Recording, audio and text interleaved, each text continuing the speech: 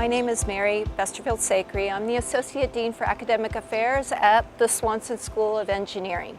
I pursued engineering and an academic career largely based on the advice of one of my father's faculty members. In the 70s and 80s, it was a rarity to see a female faculty member, but my father had one on his faculty, and she kind of took me under her wing, and she said, "I see you going into academia." National averages say that in engineering, it's about 20% of females study engineering. We're real fortunate in that our freshman class coming into engineering is well over 35%.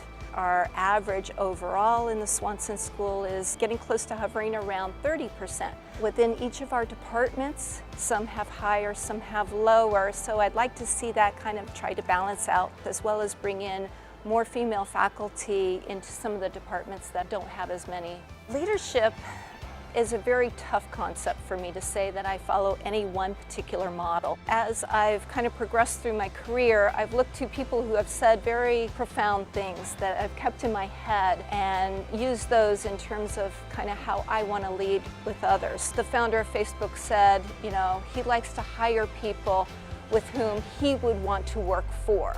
Another example is, think about the good of one person excelling is really the good of everybody excelling at the university. So I kind of keep those things in mind when I'm doing my job. A couple of years ago, I received the Outstanding Research Award for studying women in engineering. When I was actually being nominated for it, and they said, can you list all the work that you've done?